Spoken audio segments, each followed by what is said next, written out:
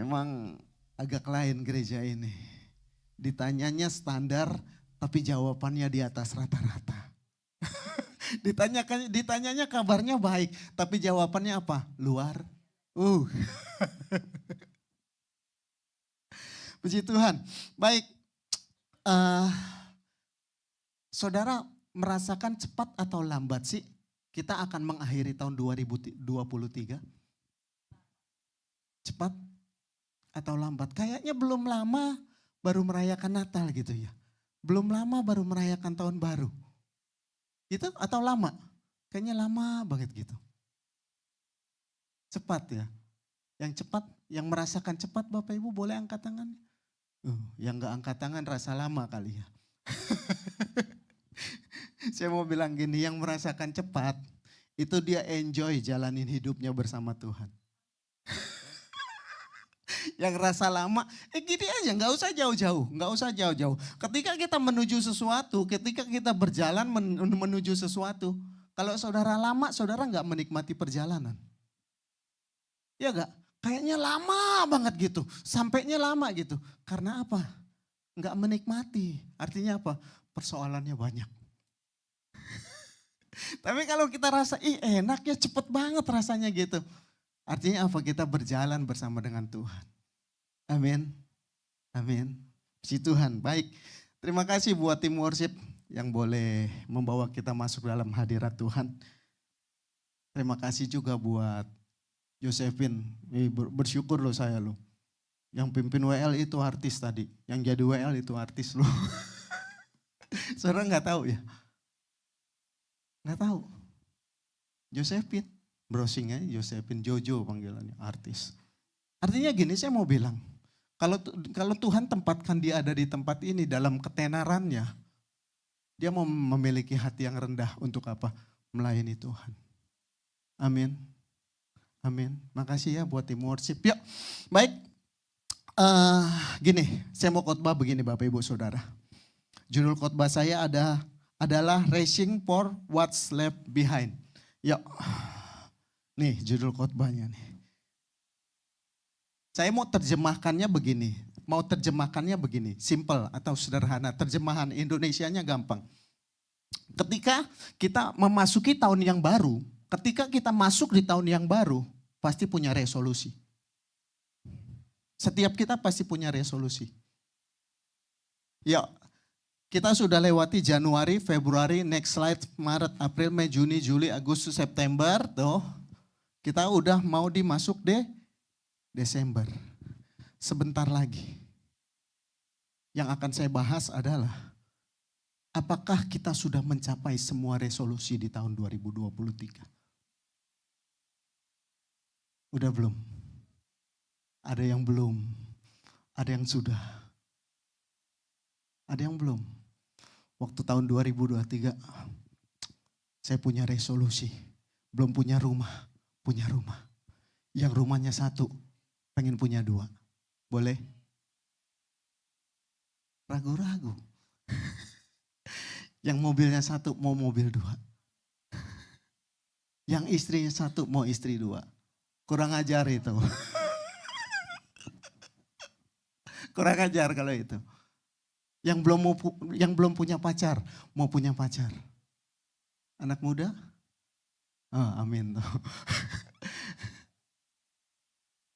Yang sudah punya pacar, mau ganti pacar. Boleh? Ganti pacar boleh nggak anak muda nih? Hah? Ganti pacar boleh. Ganti pacar yang nggak boleh. Ganti boleh. Karena apa? Alkitab bilang apa?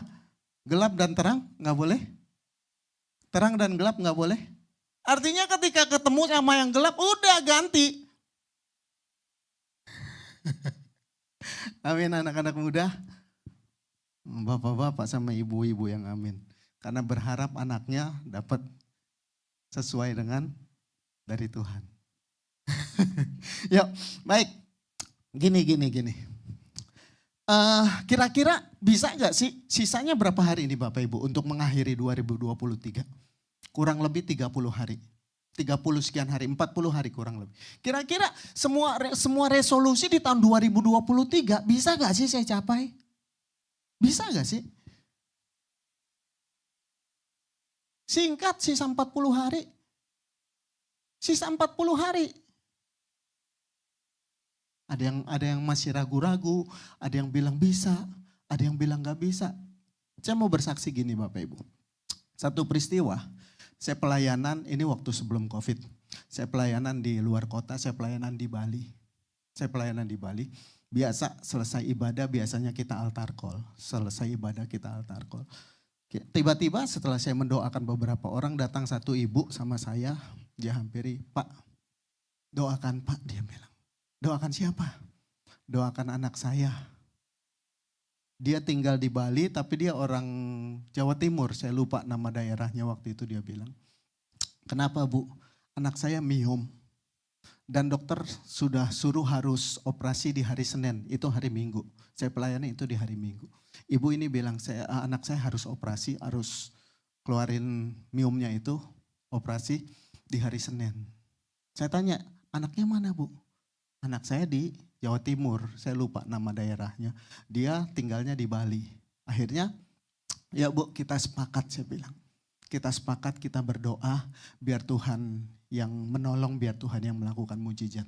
Saya berdoa saat itu, ternyata ibu ini telepon ke anaknya. Didoakan melalui telepon. Didoakan lewat telepon. Saya doa lewat telepon, saya doa ibunya, saya juga doa buat anaknya melalui telepon. Sudah selesai. Setelah itu minggu depan saya dapat jadwal lagi di Bali. Biasa selesai ibadah altar call, tiba-tiba ibu ini datang. Dia kesaksian, dia bilang gini, Pak, puji Tuhan Pak, waktu Senin saya anterin anak saya ke rumah sakit. Waktu Senin saya anterin anak saya, waktu minggu sebelumnya itu kira-kira jam 10-an. Ibadah sesi kedua. Saya anterin anak saya ke rumah sakit Pak. Ternyata dokter bilang sudah clean. Miomnya sudah keluar. Dia kesaksian. Yang luar biasanya apa Pak? Setelah Bapak doakan lewat telepon. 2 jam kemudian dia kesaksian. Waktu dia ke toilet seperti ada gumpalan keluar dan itu beberapa kali. Seninnya dia periksa dokter clean. Saya cuma mau bilang sama Bapak Ibu. Kesaksian saya yang hebat adalah Tuhan. Yang hebat adalah Yesus. Amin. Tapi yang poin saya mau bilang. Dalam hitungan jam Tuhan bisa kerjakan mujizat. Artinya gini, resolusi yang belum dicapai di penghujung tahun 2023 terlalu gampang. Tuhan menyelesaikan. Amin. Segampang apa? Memetik jari. Amin. Segampang itu. Cuma persoalannya, aduh kayaknya susah banget Pak gitu. Kayaknya gak bisa deh Pak. Kayaknya. Jadi dari hasil perenungan firman Tuhan yang udah beberapa minggu lalu saya siapkan. Jadi dari hasil perenungan firman Tuhan. Bukan Tuhan gak bisa. Terlalu gampang Tuhan memenuhi apa yang menjadi resolusimu di tahun 2023. Ternyata Tuhan ingatkan ada beberapa hal yang harus diperbaiki. Saya mau pastikan engkau akan capai apa yang menjadi resolusimu sampai akhir 2023. Masih ada 40 hari. Apa yang Tuhan ingatkan ada beberapa hal yang harus dirubah. Mau belajar pagi ini. Saya berdoa, sekali lagi saya berdoa. Engkau akan capai apa yang menjadi impianmu di tahun 2023. Amin. Boleh tepuk tangan buat Tuhan. Ya, baik. Jadi gini, yang pertama yang Tuhan ingatkan, apa sih yang harus saya ubah nih Pak? Sehingga sisa kurang lebih 40 hari saya mencapai apa yang menjadi tujuan atau keinginan saya di tahun 2023. Yuk, slide-nya yuk. Nah, jadi yang pertama Tuhan ingatkan untuk kita memperbaiki hati. Untuk kita memperbaiki hati. Yuk kita buka, kita baca, ada di sini. Yehezkiel 36 ayatnya 26. Yuk sama-sama yuk, bacanya sama-sama karena ada di depan. 1, 2, 3. Kamu akan, sekali lagi yuk sama-sama yuk. 1, 2, 3. Kamu akan kuberikan hati yang baru dan roh yang baru di dalam batinmu. Dan aku akan menjauhkan dari tubuhmu hati yang keras dan kuberikan kepadamu. Saudara kalau melihat judul perikopnya, ini adalah pembaruan bangsa umat pilihan Tuhan. Ya, jangan, nggak boleh sebut-sebut dulu itu. Lagi konflik. Pembaruan umat pilihan Tuhan. Saudara dan saya umat pilihan Tuhan. Amin. Jadi sedikit supaya dapat dagingnya. Yehezkiel ini tergolong, jadi di dalam Alkitab Perjanjian Lama, nabi-nabi itu digolongkan, Bapak Ibu Saudara. Ada yang disebut nabi kecil, ada yang disebut nabi besar. Jadi nabi kecil itu sesuai dengan postur tubuhnya. Kalau dia kecil disebut nabi kecil. Kalau dia besar disebut nabi besar. Gitu? Enggak. Kalau pengklasifikasiannya berdasarkan itu saya mau bilang. Pastor Daniel besar badannya. Disebutnya nabi besar. Saudara tahu senior pastor kita pernah ketemu? Pastor Diki? Lebih kecil daripada Pastor Daniel. Lebih kecil. Tapi ternyata di Amerika dikenalnya kecil-kecil cabai rawit. Jadi gini, Pastor Diki di sini untuk cabang Indonesia Pastor Daniel. Secara postur sih beda. Senior pastor lebih kecil daripada Pastor Daniel. Jadi ternyata kenapa dikelompokkan nabi kecil dan nabi besar itu berdasarkan isi kitabnya lebih tebal atau lebih sedikit. Itu yang pertama. Yang kedua, daerah pelayanannya. Lingkup pelayanannya. Nah, Yehezkiel ini tergolong sebagai nabi besar. Yehezkiel ini tergolong sebagai nabi besar. Ketika di dalam Yehezkiel 36 ini, ketika dia melayani, dia menyampaikan apa yang jadi pesan Tuhan buat bangsa Israel mengenai pembaruan umat Tuhan. Dia bilang gini, kamu akan kuberikan hati yang baru dan roh yang baru di dalam batinmu. Seperti kita ketahui, bangsa pilihan Tuhan, umat pilihan Tuhan disebut sebagai tegar tengkuk. Enggak nurut sama Tuhan, tapi Tuhan kasih kesempatan untuk bertobat. Enggak nurut sama Tuhan, Tuhan kasih kesempatan. Saya mau bilang saudara dan saya adalah umat pilihan Tuhan. Seberapa lama kita sudah menjadi orang yang terima Yesus sebagai Tuhan Juru Selamat? Seberapa lama kita sudah bertobat? Kita mau cek hati pagi hari ini. Hatinya masih terus baru? Atau sudah mulai terkontaminasi? Hatinya masih terus baru atau mulai terkontaminasi? Jadi Yehezkiel ingatkan, kamu kuberikan hati yang baru dan roh yang baru di dalam batinmu. Ini yang menarik. Dan aku akan menjauhkan dari tubuhmu hati yang keras dan kuberikan kepadamu hati yang taat. Ini menarik Bapak Ibu, menarik. Ketika kita ngalami pembaruan, ketika kita baru terima Yesus sebagai Tuhan Juru Selamat, ketika kita baru bertobat, Tuhan bilang apa? Dia yang menolong kita menjadi taat. Dia yang menjauhkan kita memiliki hati yang keras. Ayat ini bilang gitu. Ketaatan kita ketika kita baru bertobat. Kita nggak mengeraskan hati ketika kita baru bertobat. Itu semua karena Tuhan. Amin. Ketika baru bertobat. Tuhan yang menolong.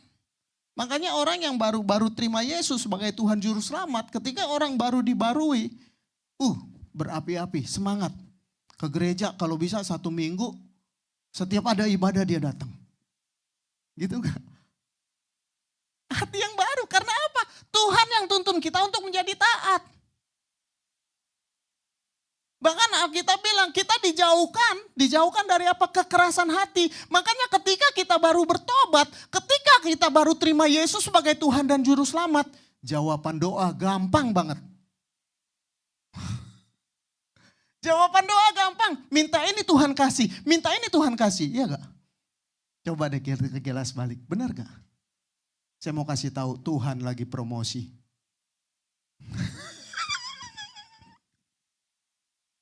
Saudara minta ini dia kasih. Saudara minta ini dia kasih. Saudara minta ini dia kasih. Tuhan lagi promosi. Supaya apa? Supaya saudara ngelihat kebesaran Tuhan. Keluar biasaan Tuhan. Persoalannya adalah apakah terus kita diatur sama Tuhan untuk jadi taat? Untuk tidak memiliki kekerasan hati? Enggak. Semakin dewasa, kita harus bertanggung jawab untuk hati kita. Amin. Makanya Amsal bilang, jagalah hatimu. Ada kalau nggak salah slide-nya ya. Tuh. Jagalah hatimu dengan segala kewaspadaannya. Semakin bertumbuh, semakin dewasa di dalam Tuhan. Yang Tuhan inginkan apa? Kita sendiri tanggung jawab atas hati kita. Kita sendiri tanggung jawab atas hidup kita. Saudara diperhadapkan pada pilihan. Taat sama Tuhan atau saudara nggak taat sama Tuhan. Baru bertobat Tuhan bilang taat. Supaya apa? Supaya saudara lihat mujizat. Tapi ketika sudah bertumbuh, saudara harus memilih. Saya mau taat atau saya nggak taat. Amin. Saya mau bilang, saudara belum mencapai resolusi, kemungkinan hatinya mulai enggak baru lagi. Yuk next slide yuk. Nih. Kemarin Pastor Daniel sih jelaskan juga kurang lebih mengenai ini. Mengenai jubah. Dia bilang hidup yang baru dan hidup yang lama. Pastor Daniel menjelaskan secara global. Tapi saya mau lebih fokus. Semua dosa itu adanya di mana? Di hati. Makanya Alkitab bilang jagalah hatimu dengan segala kewaspadaan. Karena dari sana apa? Terpancar kehidupan. Hati ini menyangkut kepada kehidupan. Kalau Tuhan belum memenuhi apa yang jadi resolusi kita di tahun 2023, kemungkinan ini nih. 1 Korintus 3 ayat 1 sampai 3. Yuk. Yuk. 1 Korintus pasal yang ketiga, ayat yang pertama sampai dengan ketiga.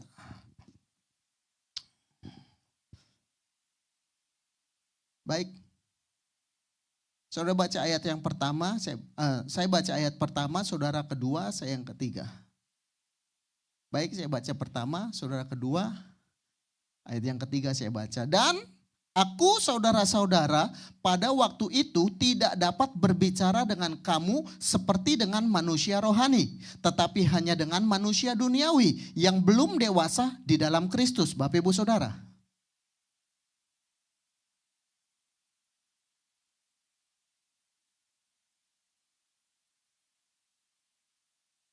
Perhatikan, ini yang jadi poin saya.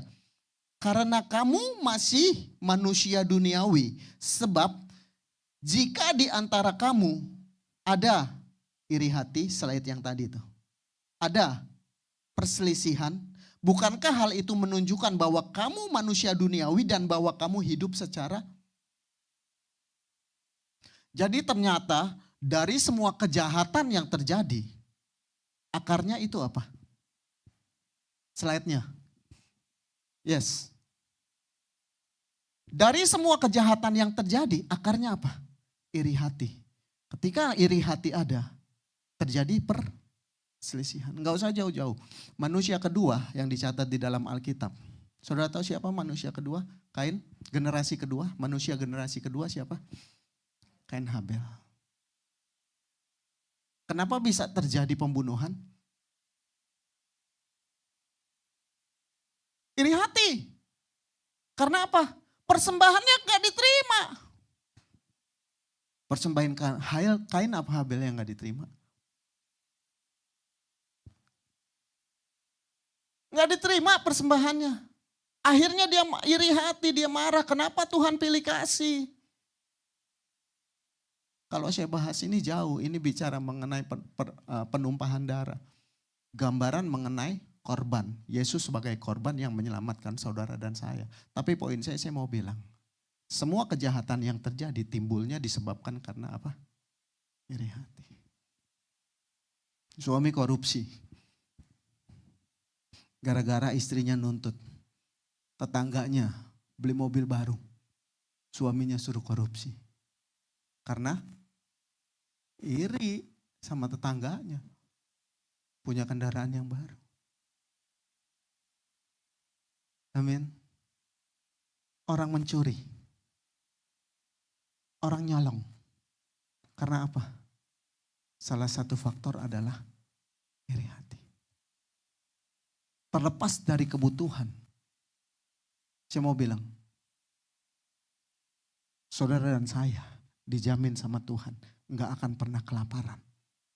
Ini janji Tuhan sama Daud. Daud bilang, dahulu aku muda, sekarang telah menjadi tua. Belum pernah aku melihat anak cucu orang benar kelaparan meminta-minta roti. Kenapa ada orang Kristen yang nyolong? Ada orang yang mencuri. Iri. Amin. Jadi Tuhan ingatkan. Untuk mencapai resolusi yang saudara miliki di tahun 2023. Bersihkan hati, jangan iri. Ketika sudah mulai iri, itu akan timbul perselisihan. Saudara yang bisa ukur nih. Saudara yang bisa tahu nih.